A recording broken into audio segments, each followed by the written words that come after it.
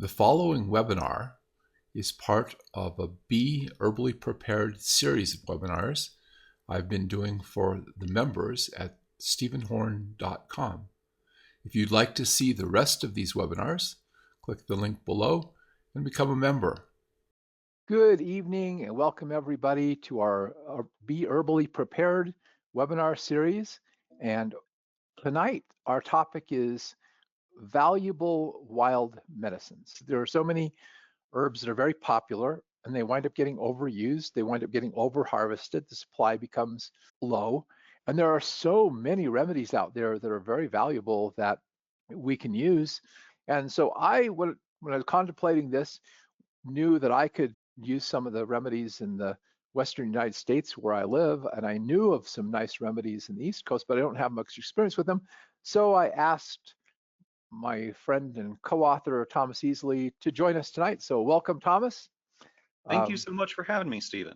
Yeah, so we'll look forward to this. And of course, we're going to alternate back and forth with some herbs that we picked. And of course, you can chime in on mine and I'll chime in on yours and we'll get the topic going.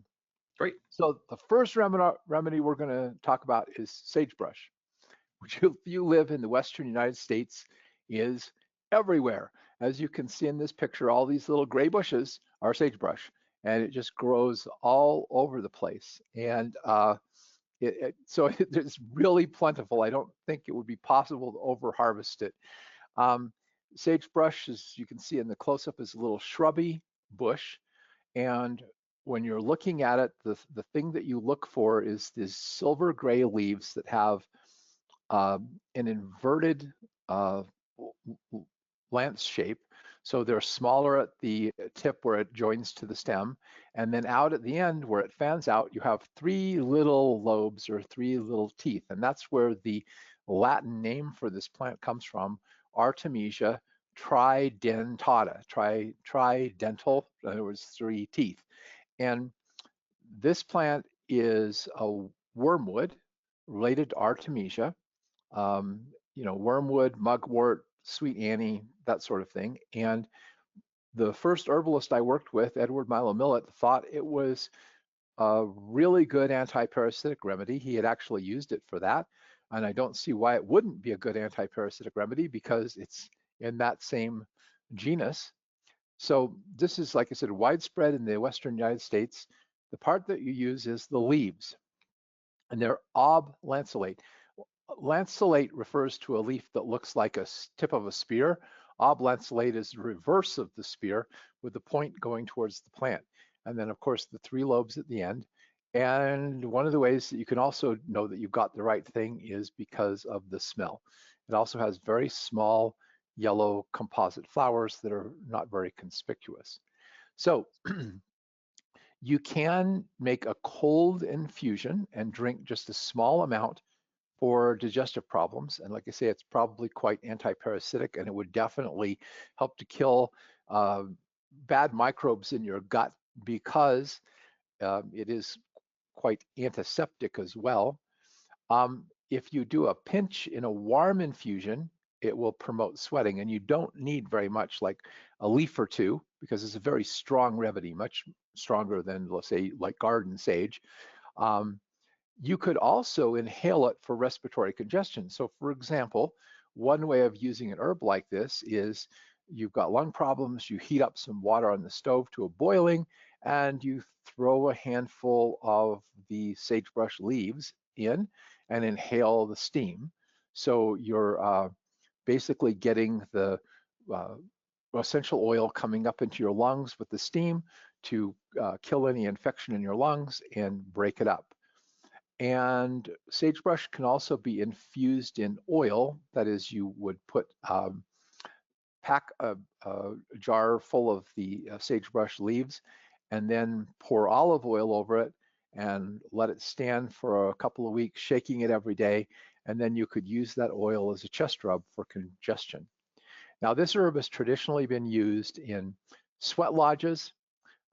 So you throw it on the rocks with some water to create the steam and the sweat to ritualistic purification. And it's also one of the herbs that was very popularly used by Native Americans for smudge sticks. So smudge sticks are like incense, where you take the dried herb and then you burn a little of it, and so that the smoke goes into the room. And what you're doing is you're releasing the essential oil, sort of like I say, burning incense. And we know that essential oils in very small quantities airborne are very antimicrobial. And so I think there is actually some good uh, logical scientific reasons why this would be purifying, helping to prevent the spread of infection and so forth. The flower is also used as flower essence, and it's for letting go of old baggage. And the way I think about this as a flower remedy is, you know, people who have been um, abused, traumatized, have the stuff in their past, and they're sort of just like clinging to life in the desert of life, and they need to be able to be set free, to be able to let go of this stuff that they're carrying around with them. That's kind of what the sagebrush is, which you can also think of as a way of like purifying the person, but more like purifying their soul of this um, undue garbage. So, Thomas, did you see any sagebrush when you were out west? I saw a ton of sagebrush out west, and I have been kind of waiting to ask you this question since then. I have I've had some students from California who brought me the Artemisia californica, the California sagebrush, Uh-huh. and it's a very resinous, very aromatic plant, and it's a popular folk remedy uh, topically as a muscle anti-inflammatory. And I was wondering, does official sagebrush, does the tridentata have that history of use topically, or have you used it for any type of muscular issues? I haven't, but I don't see why it wouldn't work because it would have enough aromatic quality to act as a somewhat counter irritant to Hmm. draw blood into the area and help relieve the pain. So I'm pretty sure that if you infused it in the oil like you do for the chest congestion and you rub that into sore joints and everything, I think it would be helpful. But it's not resinous, so it might not be as penetrating as a more resinous plant would be. Okay. Well, I definitely want to try it. It seems just like it's so plentiful, and like just smelling it, it's obviously medicinal. Oh yeah, and when I was working for the YMCA, um, one of the things that you did for like remembering something is you took a small little pouch, a little cloth pouch that you could wear around your neck, and you would put sagebrush leaves in it, so that every time you squeezed it, it would release the smell of the sagebrush and remind you of your experience at camp. Kind of an interesting. Oh, I Uh, love that. yeah.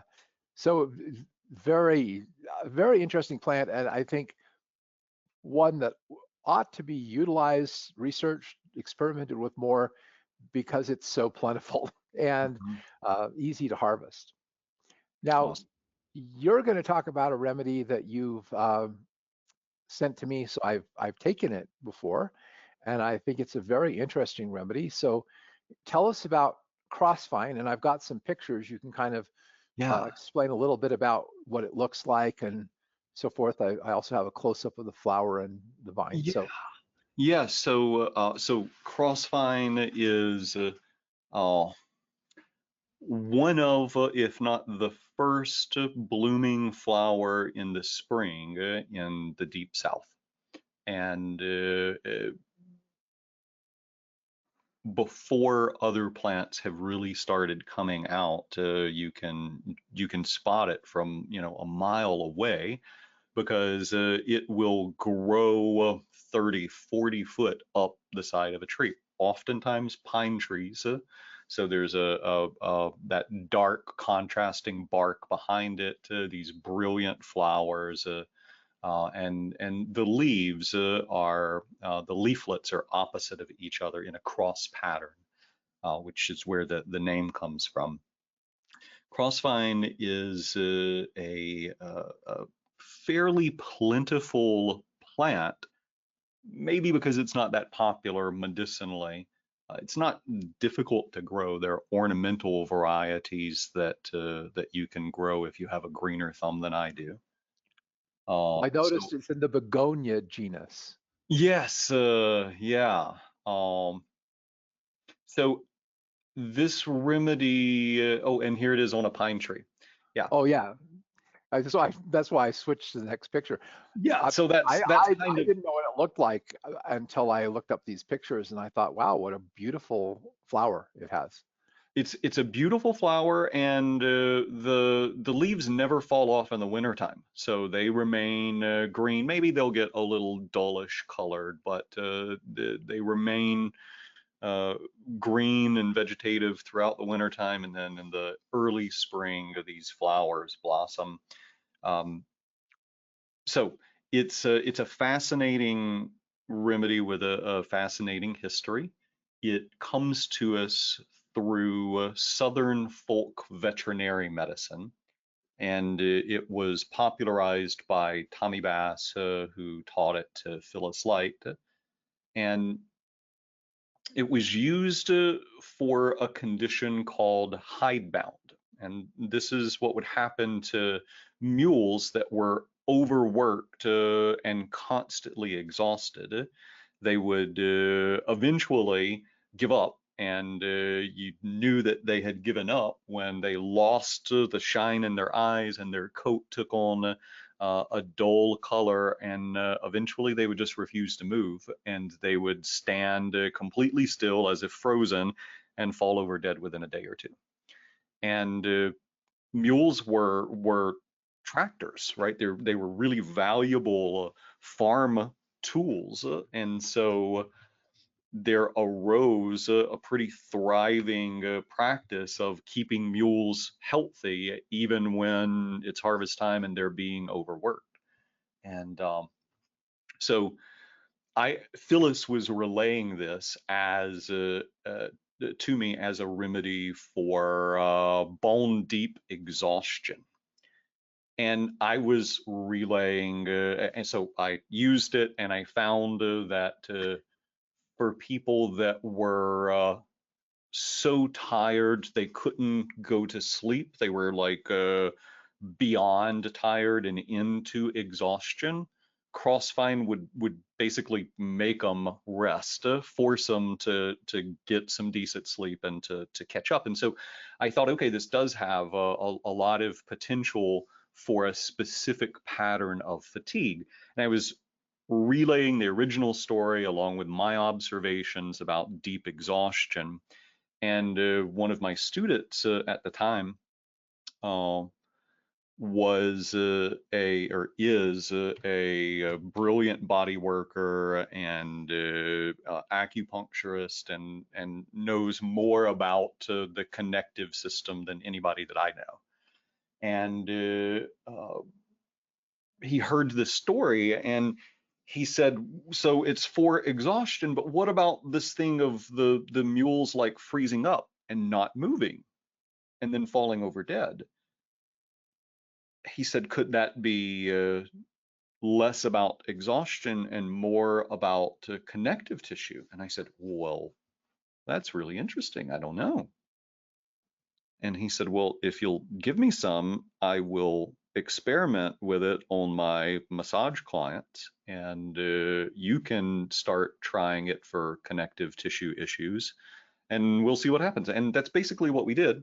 What he postulated, I believe to be true, and that is that Crossvine is a pretty magical remedy for fascial stiffening.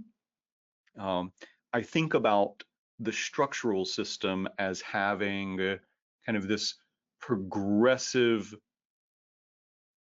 this progression to the types of and severity of imbalances. And we think about, like the first level I would think of as a functional tension. This kind of describes my pattern. I sit at a desk and I work, and kind of without me thinking about it, my shoulders start to raise up and become more tense, and my scalene start to tense up. And if I'm not super conscientious of like physically relaxing and shaking that stress off, I'll get a headache. I think a lot of people can understand a tension pattern that it's still under your conscious control. You can still think like, oh, okay, I'm tense. Let's relax. Let's stretch. Let's shake that off. But if that process occurs frequently enough, eventually the brain devises a shortcut and instead of waiting until the end of the day for the shoulders to rise and the scalings to tense up, the connective tissue starts to kind of tighten around those muscle groups and hold the posture despite you trying to relax. Something that Forrest called a holding pattern. It's more, you can't shake it off anymore. You try to shake it off and it's still stuck. And if left unchecked, that can eventually lead to tissue ischemia, and that can lead to permanent fascial changes, and that can lead to trigger points. And there's a whole kind of progression. But that second step where your connective tissue has created a new pattern of tension, probably to kind of mimic what you would do with your muscles with repetitive use. That's where I find Crossvine to be absolutely magical. When you can't shake the tension off anymore, and you try and things are still wound tight, but it's like it's not muscles, it's everything else. Crossvine is magical. It works best as a tea for kind of all purposes. I wish the tincture worked as well as the tea, and it took me quite a bit. And maybe for exhaustion, it Well, does. you gave me like I think it was a glyceride of it. Okay. So I think I need to get some leaves from you and try it as a tea. Yes, yeah, I'll send you some leaves. It's a great tea, and I make a tea powder concentrate with it and mix it with a little bit of kudzu and Solomon sill, and that's a really nice Oh, instant reconstituted tea remedy. that sounds wonderful. Well, let's look at this other stuff that you sent me here. Get the Yep. So well, that's right. there's been just one study done on Crossvine, done by another Alabamian who was going to Bastyr and needed a summer research project. And he used HPLC analysis and identified this alkaloid called reserpine in it. And this is an alkaloid found in raw wolfia, and this alkaloid has been a standardized medication since the 1940s or 50s. Um, it was one of the first hypertension medications. It was one of the first anti-manic medications, and it was used for sleep. It was a sedative, and it was very effective, but its use was largely discontinued due to, I think, unfounded fears about it inducing depression, because it kind of strongly works on neurotransmitter release.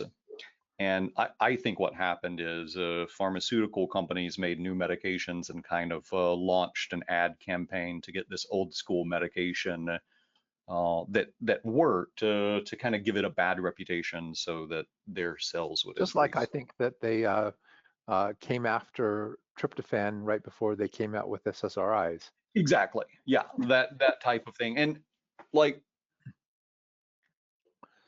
the hmm, sometimes conspiracy theories are real, are based on real things. I Based don't on think real that's common. conspiracies. Like that maybe yeah. So anyway, pharmaceutical companies be doing their shady stuff for a long time, and I think that they probably influence the reputation of this alkaloid. So I like raw wolfia as a remedy, uh, but it's kind of pushy, it's kind of strong. Crossvine has much less of that alkaloid in it.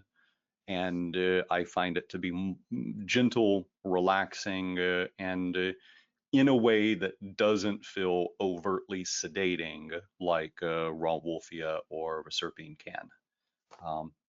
So because it does more than the plant that has the same alkaloid in there, I can only theorize that there are other constituents contributing to its structural system actions than the alkaloid. But undoubtedly, having an alkaloid that blocks your release of epinephrine and norepinephrine would make you feel more relaxed and help with tension patterns. So I just think that Crossvine maybe has a little bit more magic to it than that.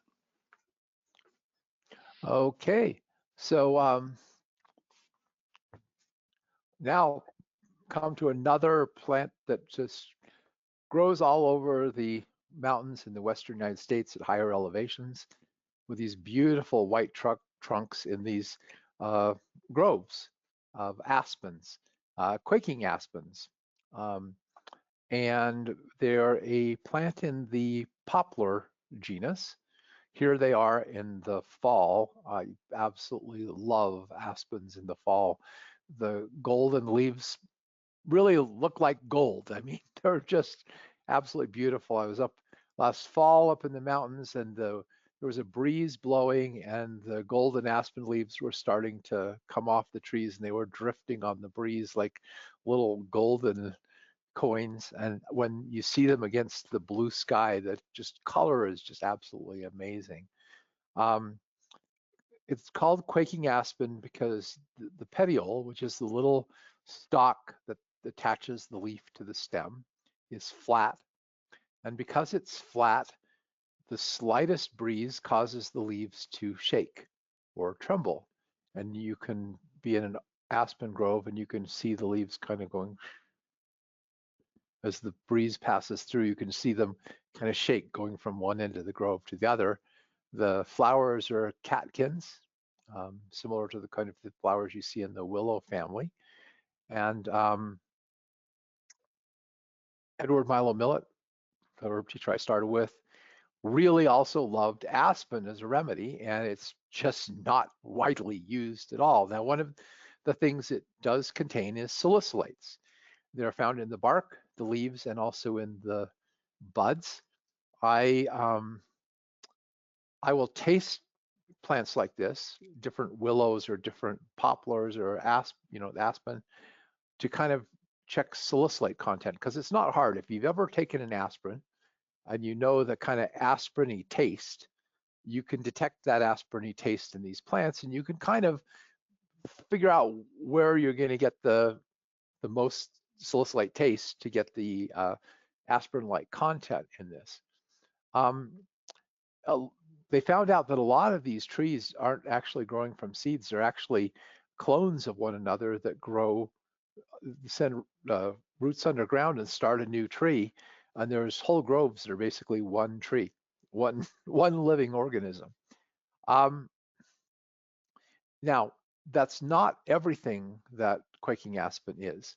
The thing that Ed Millett liked aspen for is he thought it was the bark of aspen was one of the best digestive tonics. It's a bitter, so it's got bitter principles, especially in the bark, and the bark is quite easy to peel off. That's why people carve their initials in it.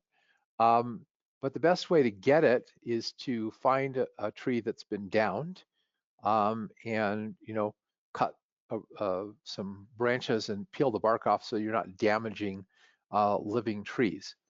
Now, you don't actually have to harvest the bark because there are some salicylates in the leaves. So just like willow leaves, the aspen leaves have a modest amount of salicylates that you can use, not as much as the bark or the buds. But if you want to get more, you can get the buds in the spring before the leaves come out and tincture them. Or the bark can be used as part of a digestive bitter tonic. It helps to stimulate appetite, calm down the stomach, reduce irritation in the stomach, and is basically a good remedy for those two things primarily, either for um, uh, pain. You can also use it topically for pain. It also is a mild diuretic and can help with edema and urinary tract infections. And there's also a flower essence for this one. And the flower essence is not the quaking aspen. It's a different species of aspen in Europe, but I don't see why quaking aspen wouldn't have the same property. It's for vague fears.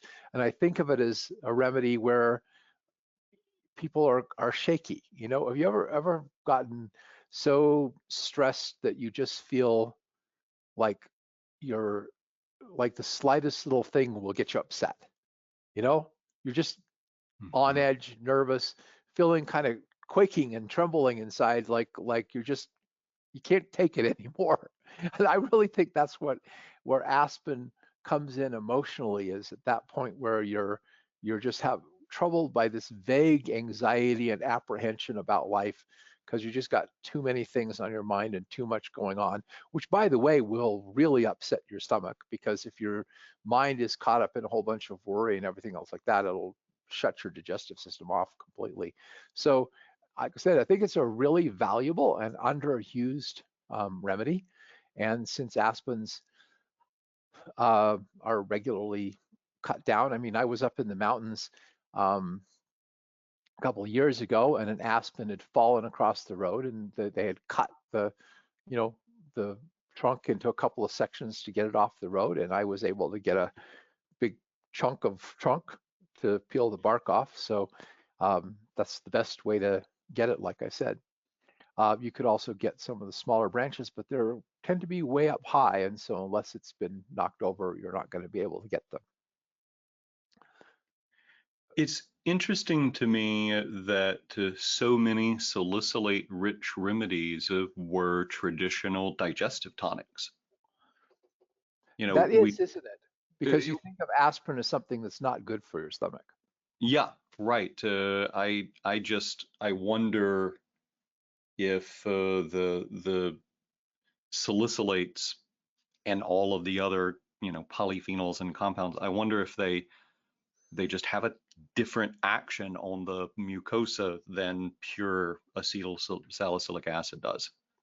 I'm pretty sure they do, because meadowsweet is obviously a excellent digestive remedy for reducing acid indigestion and heartburn and that sort of thing. And I've added meadowsweet to catnip and fennel to actually make it more effective for a kind of an adult colic and gas and bloating and indigestion. So I, an aspen has very similar properties in terms of working on the digestive system. So um, that's Yeah. an interesting thing to explore, because obviously you don't get the bleeding problems and everything from using these herbs. And by the way, all species of poplars, including out here we have cottonwoods and other species of poplar, have salicylates in their bark, leaves, and buds. And I have like sampled the leaves and the buds of cottonwood trees, and I can taste the aspirin taste in those. So there's also a number of poplars that grow back east. There's also a balsam poplar um, where the buds are actually quite resinous, and that one is good for lung problems as well as having analgesic qualities. And that was traditionally extracted in oil to get more of the resinous qualities. And that one is in the eastern United States, out where you live. Mhm. Yeah. Yeah. Yeah. Fascinating remedies. Yeah. All right, your turn. Okay. So Colinsonia, this is a plant that I've been getting to know for 5 or 6 years. It's not one that grew down in Alabama, so I didn't start to get to know it until I moved to North Carolina. Northern woodland plants. It grows kind of sporadically all over our woods here. Um, the common name is stone root, and I think that at one point led to it being used for like kidney stones and gallstones, but in actuality, name comes from how hard the root is when it's dried. Uh, this is a remedy that it's impossible to cut or powder the root after it's dried without destroying your equipment. Oh, there's some beautiful pictures of it. Such interesting flowers. Yeah, Really unusual flowers. Like that yeah, I think it would be very easy to identify just spotting those very distinctive flowers. it does. It has distinctive flowers. It kind of grows taller than the most of the other plants that it likes to grow around. It's mint family, so it's kind of sustainable, easy to propagate from cuttings, Oh yeah, spread there's the underground. square stem, right? Mhm. Yeah. Okay. Yeah, so it's got very mild aromatic properties, but I think they're important. The remedy was the root was what was primarily used in the traditional eclectic literature. Um, but one of the old authors, maybe Cook or Ellingwood, preferred using the aerial parts and the root together. And I got a chance to, I had a huge harvest 4 or 5 years ago, just pounds and pounds and pounds more than I would normally need. But it was from an area where they're going to put a road in and it was about to be like just bulldozed. And so I got to make just root and freshly dried root in a couple of different alcohol percentages, and I got to make just aerial, and I got to make it all together, and just playing with different preparations of this plant. And I have found it to be an excellent remedy uh, for digestion. It's traditionally thought of for hemorrhoids, relaxed conditions, because there's some astringency there, and it was also a treatment for voice overuse, preachers or singers' throat, which the eclectics thought of as a vascular issue to the vocal cords. So it's got that tradition of vascular use, but I think that it is a deep acting digestive tonic.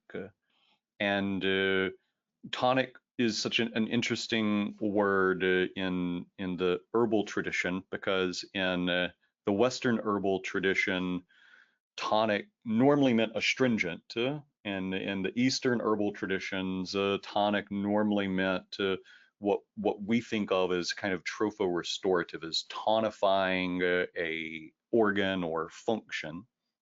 And that's what I think of with Colinsonia. It's a very mild carminative, only a little bit of aromatic properties to it, and it's not super bitter. It's mild tasting, and yet when people have long-standing digestive issues, like they were just diagnosed with celiac disease, or they have malabsorption from Crohn's disease, these really deep chronic issues, it has a restorative ability that there are a few other plants that I think are similar, but it's really deep acting, and I love it because it's mint family. It's plentiful. It grows all over the Northeast. It's easy to grow yourself. It doesn't taste horrible. It's difficult to mess the preparation up. It's just like, I don't know, if chickweed or dandelion or another really common plant was pure magic for digestive disorders. That's kind of like how I think of Colinsonia. It's such a common and easy to use remedy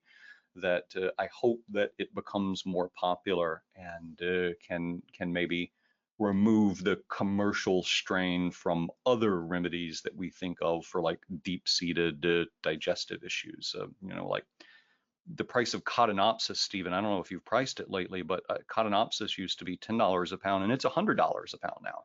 Well, see, that's the whole thing. The supply of remedies worldwide is strained. Yeah. and endangering plants. And that's part of the reason we're doing this, is to just, get people to think about the fact that we need to, get back to looking at developing some of the other remedies that are more common that could be used in place. I learned about this remedy from David Winston, who talked about it for, when you've strained your vocal cords by teaching all day, or a singer strains their vocal cords and using it for laryngitis. And I was not that familiar with some of the other uses for it until just was studying a little bit more about it recently. And so really appreciate your insights into it, because it does sound like a very good remedy for improving your the tone and function of your digestive system. Yeah, it's an indispensable remedy in my digestive formulas. Great. Well, here's an interesting remedy that I'm sure all of you are familiar with: hollyhock, which is often grown as an ornamental flower in gardens, and then will, because it reseeds itself quite easily, will take off and kind of grow wild. And you can see the blossom, which is very indicative of plants in the mallow family, with the pistil in the middle. That's the female part, that has the little kind of like round thing full of I can't remember what their stigmas were, to catch the pollen. Um, and then you have the stamens close to the petals circling out. And it's a hibiscus-like flower. I mean, if you've seen hibiscus flowers, that's also in the mallow family, very indicative of that particular family. What's interesting about this remedy to me is that it is virtually interchangeable with althea or marshmallow, has almost identical uses, um, both the leaves and the root. So here's something, quite easy to grow, that you can use for almost anything that you would use marshmallow for. Um, it also has the little, like the common mallow has these little things called cheese wheels. I've eaten them from hollyhocks too. They're not quite as tasty as they are from Malva neglecta, but they're still pretty good. I remember one of my first experiences with hollyhocks were some growing next door, and a bee was inside trying to get the pollen, and I grabbed the petals to try to like catch him inside of the flower, and he stung me through the petals. So that's one of my earliest memories of this plant. But obviously, this is really easy to grow. You can use the roots, you can use the leaves, you can use the flowers. It is a biennial with a tall stalk with flowers in the second year. Um, it's got a little bit of fuzziness to the leaves, so it can be a little bit irritating to the skin. So if you'd have to crush the leaves really well to use them as a poultice, whereas marshmallow has smoother leaves. You can dig the roots at the end of the first year, and it can be used as a cold infusion for any kind of mucous membrane irritation, colitis, ulcerations, dry cough, painful urination, all of those same kind of indications as marshmallow. Can be used as a poultice for minor injuries. So I suppose I could have crushed up a little of the leaves and put it on the bee sting after the bee stung me if I'd known more. And actually, it's like the other mallows, it's edible. Um, oh, wait a second. Looks like I've got something out of place here in the slides. Anyway, the flowers are also edible, and the fruits are probably edible. And we talked about Colinsonia, so I got a slide out of place there. All right, this is an interesting remedy, and I'm looking forward to what you have to say about it. I was at the Botanical Gardens in the University of Utah in Salt Lake, and they had a couple of different tulip trees there. So tell us about this Yeah. one. Yeah, so this is tulip tree. The more common name around here is tulip poplar, but it's not in the populus genus. I try to refer to it as tulip tree. It's actually in the magnolia family, and it shares a lot of characteristics with uh, magnolia bark with its anti-inflammatory properties. It has these amazingly like large, vibrant Garfield leaves. They're super easy to identify. They look like Garfield's face, and they have buds, flower buds that they're cone-shaped buds that then open up into flowers that are like very small magnolia flowers. This remedy grows, I don't know the Chinese tulip tree, but much like the quaking aspens, this tree grows as a clone of itself and propagates by seeds. The we, I guess, maybe 3 or 4 years ago, had some land cleared because we have very little open space. We're on the side of a mountain, and we wanted to open up some space. And our conservation director, who's this amazing PhD botanist, that the whole property's in conservation, and he came over and we walked around and looked at areas, and he spotted this big area, and he said, you notice what all these trees are? And I said, yeah, they're tulip trees. He said, this whole like 5-acre area is probably one tree that has cloned itself over and over and over again, and it's actually suppressed all of the other plants. This is not a very diverse place. If you want to increase your diversity, this is what you cut down to turn into field, and the outskirts will transition into more diversity as well. So that's what we did. I like the idea that it's just one tree, one big clonal group that you can sustainably harvest. For it's a popular lumber tree in the area, an alternative to pine. It's a hardwood, but the wood is relatively soft to be a hardwood. Pretty straight timbers out of it. I built a number of things out of the trees we had cut down, including these tulip trees. It was used as an eclectic remedy in the 1800s. It has this very pleasant aromatic taste that really lingers. Like you take a sip of peppermint and it cools everything off, and in a few minutes, unless you belch, you probably aren't tasting peppermint anymore. But you chew a piece of tulip tree or you take some tincture, and like 10 minutes later, 15 minutes later, you can still taste the aromatics. I think of it as a bitter, aromatic, digestive remedy that is also a nervine tonic. So if we think of herbs that affect the nervous system, we might have hops that is kind of strongly sedating, and we might have chamomile that is kind of gently sedating. But sometimes you don't need sedation, you need to feel less stress. You need to have a bigger capacity to handle daily stressors without feeling more relaxed. And that's where I think nervine tonics can really come in handy. So I view tulip tree in the same category as milky oats and skullcap and ashwagandha. I think that it tonifies the nervous system, but then you get that bonus digestive bitter action, that bonus digestive carminative action.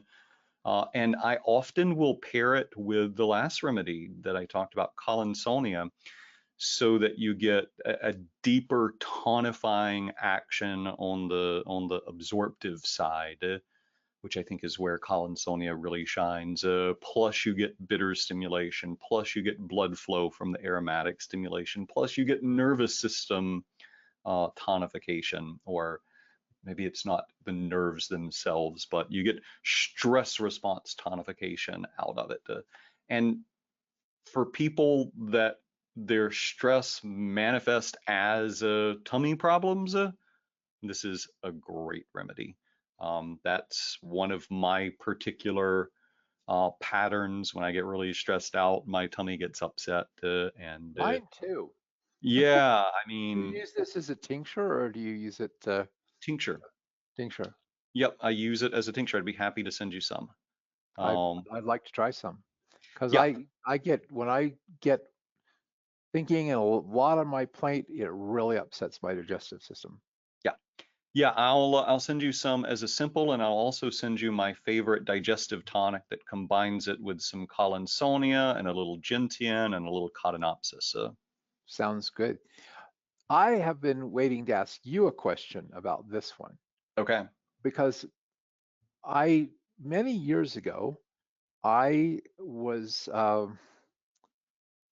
at a conference in Georgia, and afterwards we went to herbalist home. Matthew Wood was there, Hmm. and he made a tincture, a very quick tincture because we were only there for a couple of days, and I think it was of the flowers Hmm. of the tulip poplar. At least that's what I remember. Um, and I don't think it was magnolia, but it was definitely one of the trees with the big flowers, and I remember it being tulip poplar. And he told me that it was good for the heart emotionally. He gave me some of the tincture to take back, Hmm. um, and said it was really good for people who felt like um, they'd lost their opportunity. What I'm saying. They've they've blown it. You middle age and you haven't made your goals. You haven't thing. You're getting older. It's Right. too late to try anything, and so you've kind of lost heart. Have you Yeah. ever heard that? I have, and I'm not sure where Matthew got that from. I don't know if that's maybe a homeopathic indication. In preparing for this, I looked back over kind of not all, but the who's who of eclectic literature, and because I had remembered Matthew talking about it as a cardiovascular remedy, and I didn't find references to it for that in, King's, Ellingwood's, Cook's, the basic things. So I wonder if that comes from flower essence or comes from homeopathy, or maybe that's an indication that he pioneered. I'm not sure. Yeah, maybe. But it was interesting because I had some tincture of it, Hmm. and I have blended custom cardiac formulas for people, Hmm. and I've done it by just uh, taking someone who has a heart problem and testing them on the individual remedies like hawthorn, lily of the valley, Hmm. Scotch broom, arnica, etc., and then custom blending a formula based on what they test for. Hmm. And a lot of people with heart problems would test for this. Interesting. But it was an extract of the flowers, not of the bark. That's why I was interested. Now I've run out of it, I was just asking if you know about that because I couldn't find any reference to it in his books. I haven't found any reference to it in the literature, but I just wanted to know if you'd heard that too, because it was just an interesting potential Yeah. use for that plant. Yeah, I remember him talking about that also, and I know other herbalists use it for cardiovascular indications, kind of specifically to lower a fast heart rate. Um, and maybe it's the aromatic nervine properties that does that. I'm not sure. I'm not sure what's responsible for that in the plant. Maybe I'll have to find a tulip tree and make an extract of the flowers. Yeah, yeah, that would be. Do you remember if the flowers were very aromatic?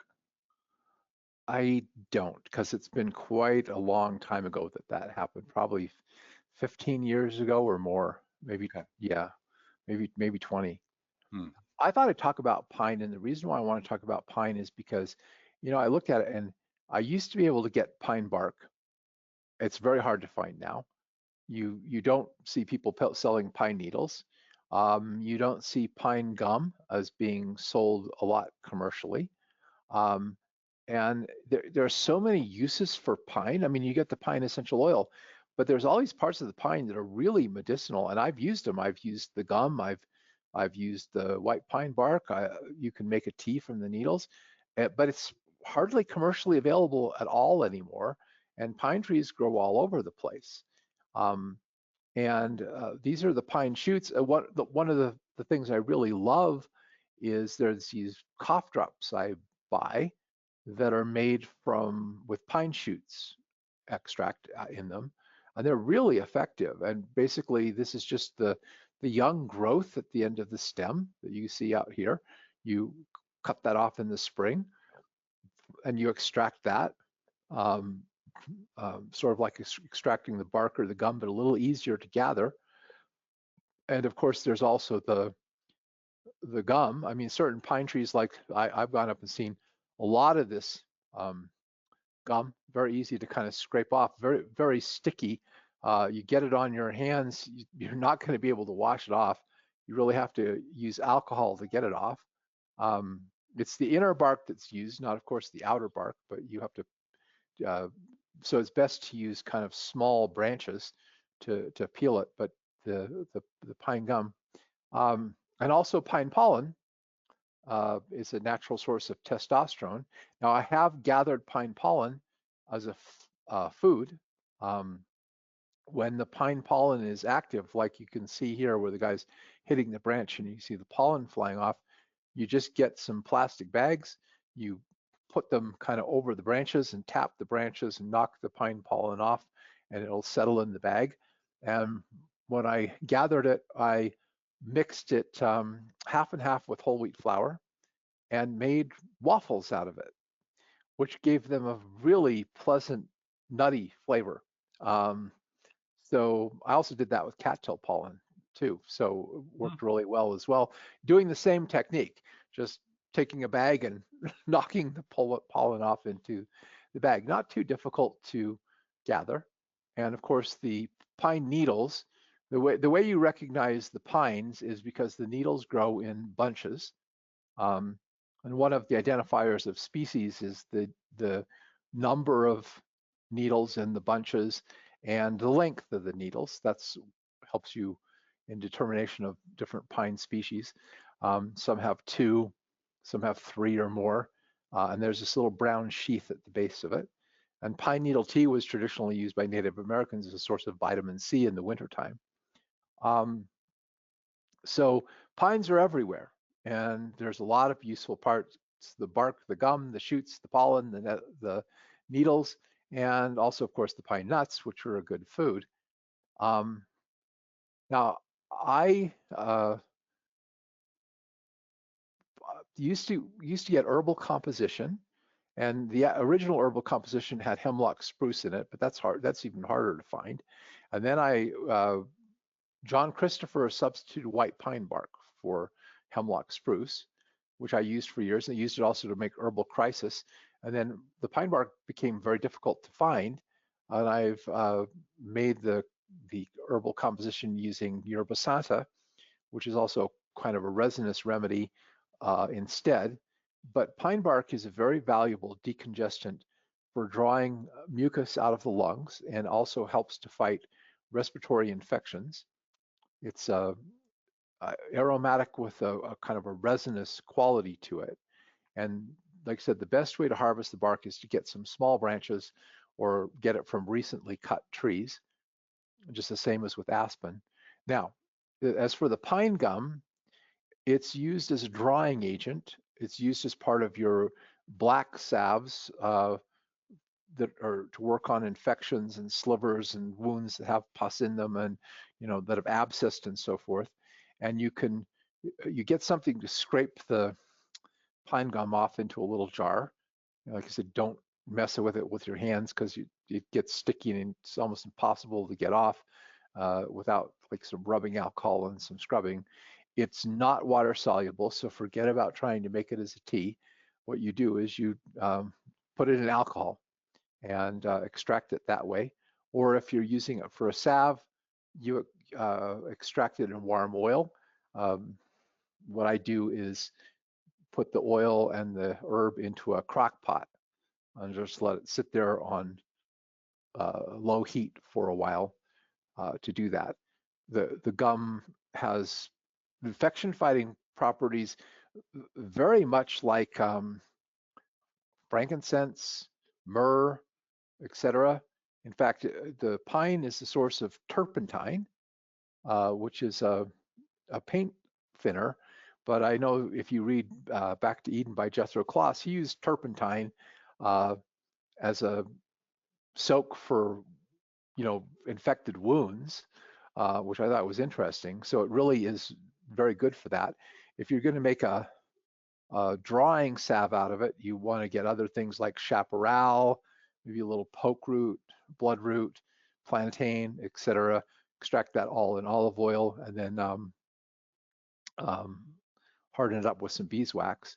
And I mentioned, of course, the pollen is a good nutrition source. So I I just think pine is a way underutilized remedy, considering all the things that have and how widespread the pine trees are. I'm surprised that it's just not more commercially available as a remedy. I agree. I think that it's a great remedy, and you know, bioregional herbalism has been imported and should be imported. Yeah, I think there's a kind of a philosophy that I believe in. I'm right now moving back towards this because I was involved with helping teach people with commercial herbalism for so long. And right now I want to get back to what I started with when I did this. Is I started out with kind of outdoor survival Boy Scout camping stuff, finding these herbs in the wilds and starting to play with them, eating them, trying to use them as medicine, and so forth. And this summer I plan to go camping and start harvesting and looking for some interesting plants. Like I know where there's a stand of yerba mansa. You Hmm. heard of that one? Yeah. Yeah, and I want to go dig some of that up and try it because I understand pretty much can be used a lot like golden seal, which is so endangered.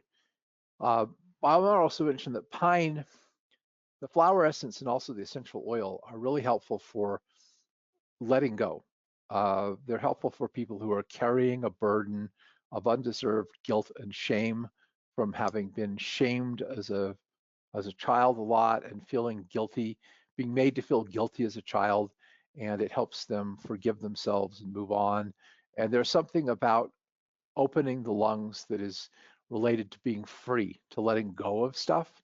And so both pine and eucalyptus have this quality of helping you let go of stuff you're carrying around that's kind of congesting your system and so forth.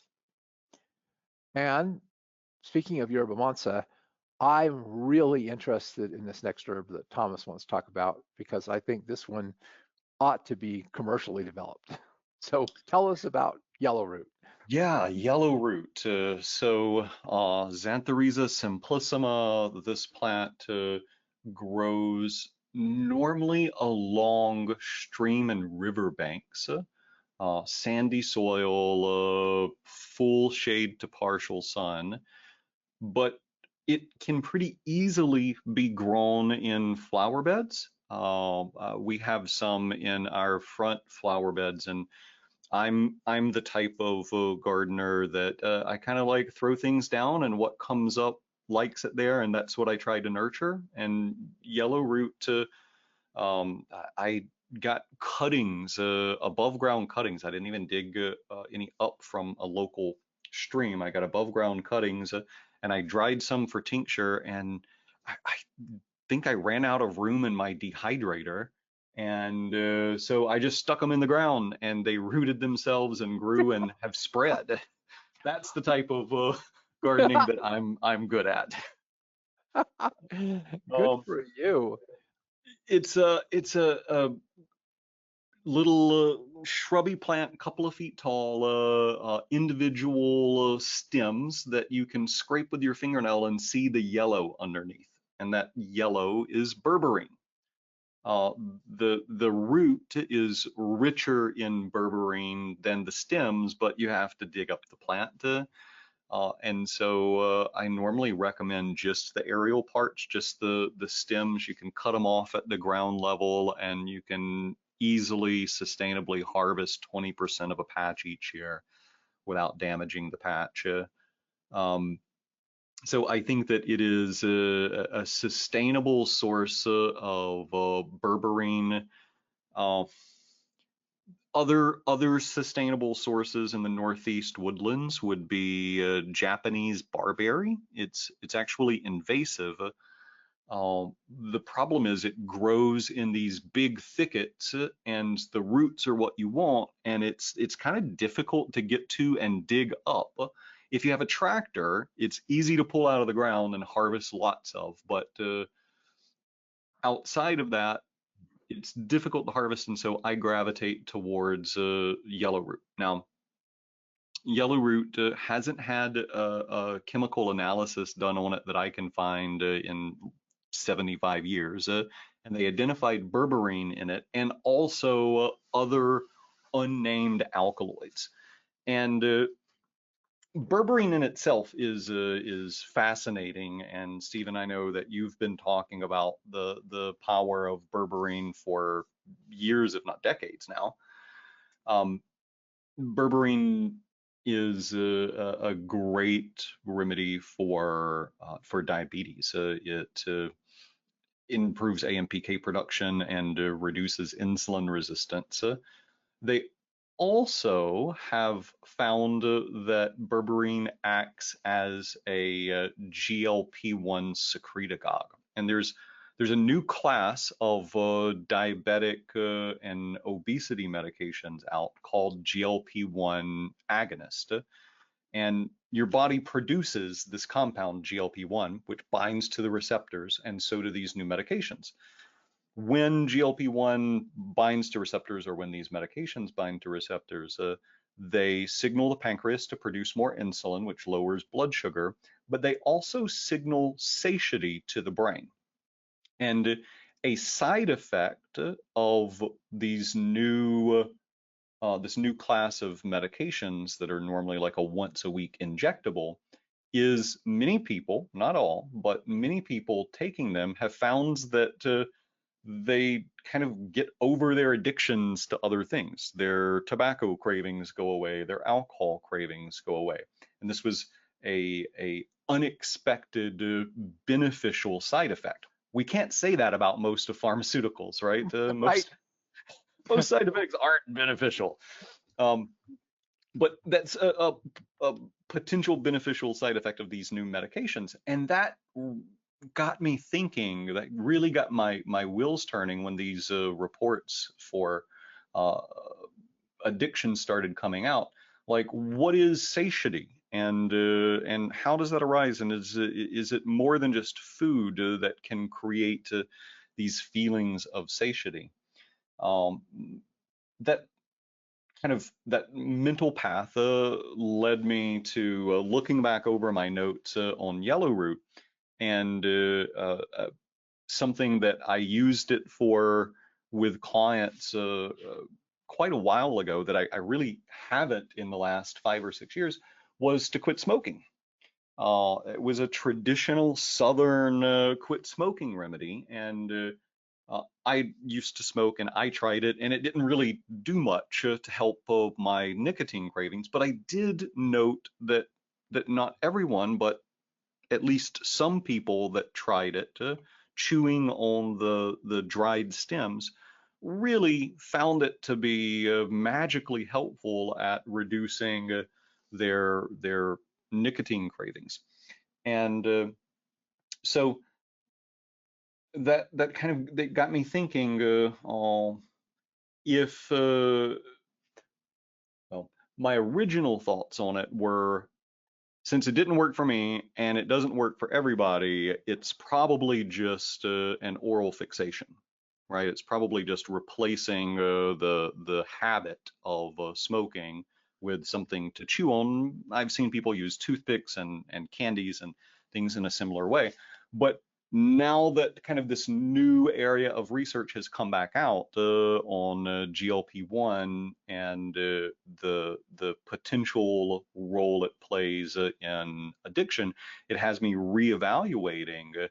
Maybe it was more than just the oral fixation. Maybe this was acting as a GLP-1 secretagogue. Maybe the unknown alkaloids in it are doing that more strongly than berberine itself would. So I think that this is it's a reasonable hypothesis. It's rooted in folk tradition. Chew yellow root stems to quit tobacco. It has at least a glimmer of physiological plausibility, and at like worst case scenario, you don't like the bitter taste.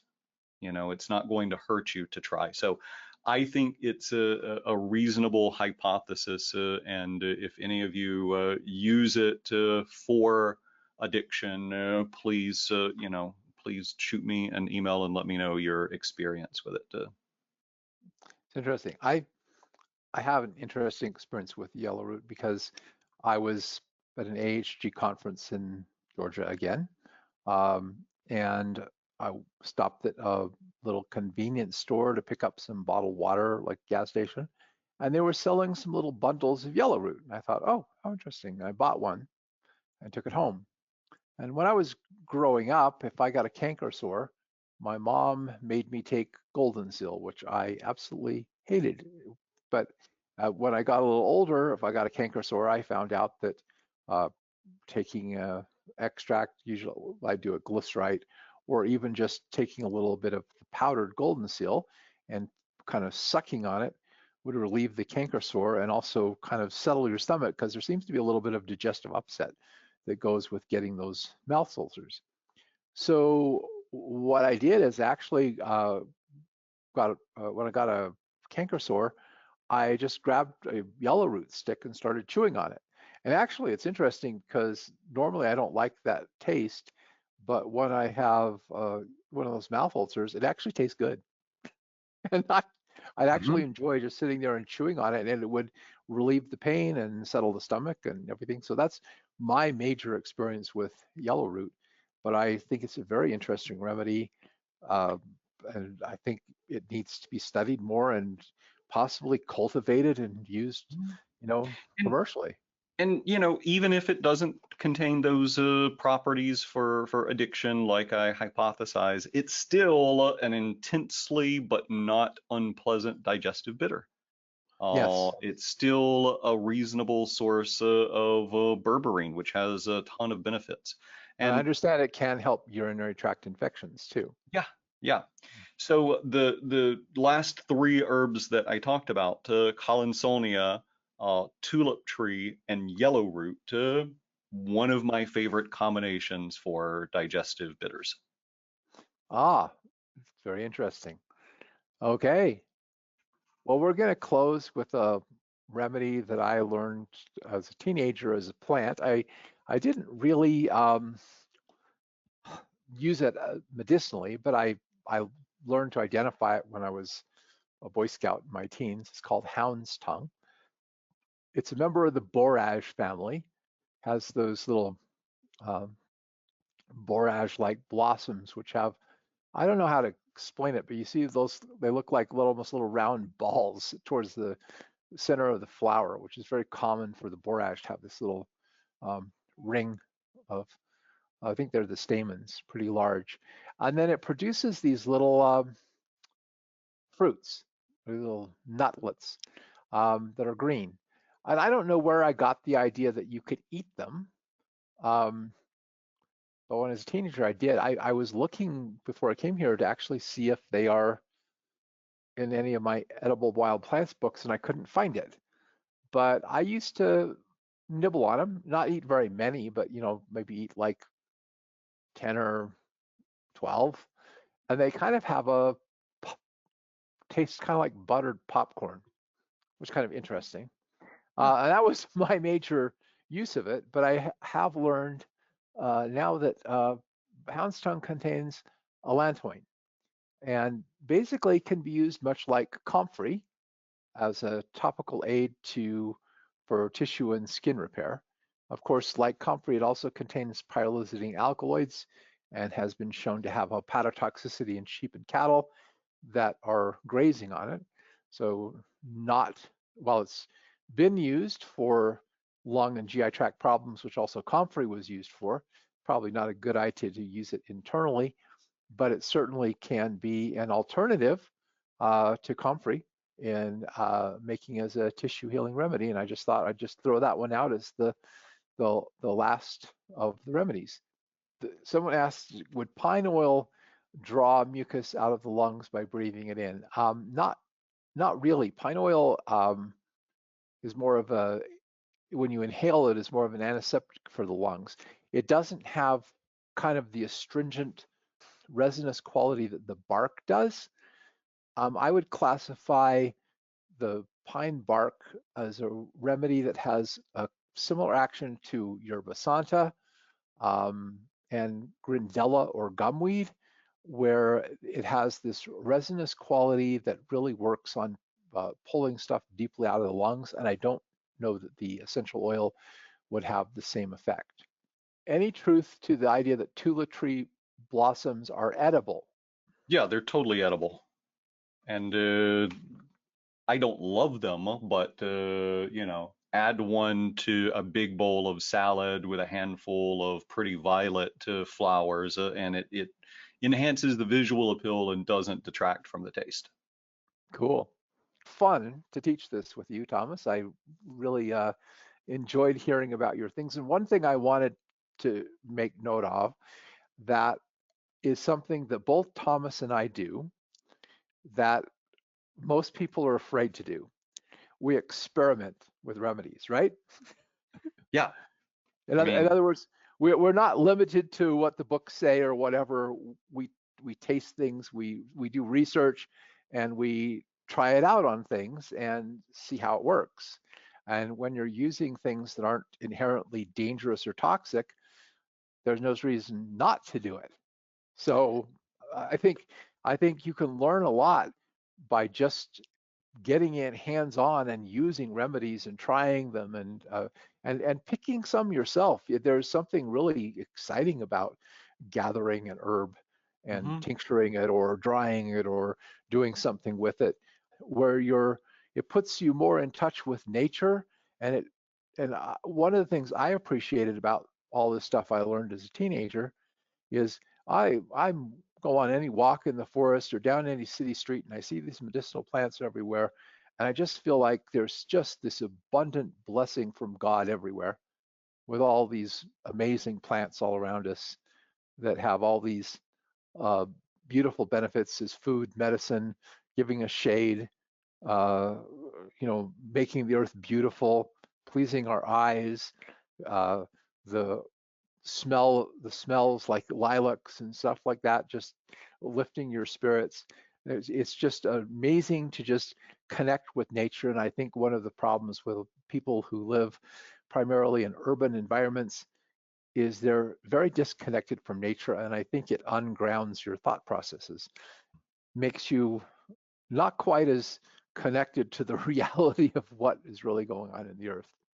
Yeah, I think one of the beautiful things about being an herbalist is like you have friends everywhere, right? Like there's always plants there's weeds that that grow everywhere you're going to go. There's always something familiar in nature that you can kind of anchor and ground yourself on. Someone asked if you do any herb walks in the Carolinas or in Georgia. I do herb walks at every live class weekend that I have here on our school campus. Yeah, So someone that I don't feel comfortable recognizing these plants, herbs in the wilds. Well, you know what? As a teenager, that was the scariest thing that I had to get past was taking and picking a wild plant. And because there's this kind of thing, like I'm going to poison myself, I'm going to misidentify it, that kind of thing. And that's why I think one of the big breakthroughs that I made was when I was on a camping trip and one of my fellow scouts got into a patch of stinging nettle and got, the rash all over his legs. And I thought, well, that's a pretty positive identification. So picked harvested some of the stinging nettle, cooked it in 2 changes of water, which is what my scout book did, and I ate it. And I thought it actually tasted good. And that was one of the things that got me past that, so that now I chew on things all the time, uh, try things all the time. I do think that you should know that certain families you don't do that in, like you have to be very careful in the carrot family, the nightshade family, and some families like that. But in the mint But there's, family, what? yeah, there's somebody around you that knows the plants, whether it's your local agricultural extension agent or scoutmaster or, botanical. Yeah, there's somebody near you that can show you the basics of the plants in your area. And when I do an herb walk, I routinely pick pieces of plants and pass them around to make people taste them to help get over that feeling that of being afraid to try something from nature. Do you have any parting comments, Thomas? No, I just wanted to thank you for inviting me. It's been far too long since we've taught together, and I really enjoyed it. Yeah. I'm going to do something I don't normally do, but I wanted to use this because I think it's an important message. I am going to post this webinar not only in the member area, but on YouTube. So anyone who is listening on YouTube after we post this, Thomas, would you please give them the website where they can go to learn about you? Yeah. So you can go to eclecticschoolofherbalmedicine.com and find out all of the details. And Thomas and I are co-authors of the Modern Herbal Dispensatory, a medicine making guide. And for those who are watching on YouTube, my website is stephenhorne.com. Thanks, everybody, and appreciate you joining us, and good night. Good night. Thank you. Thank you for watching this webinar. Please subscribe to our channel and hit like so we can get more views for this video. Also, consider buying some of my books or joining my member program to get more webinars like this.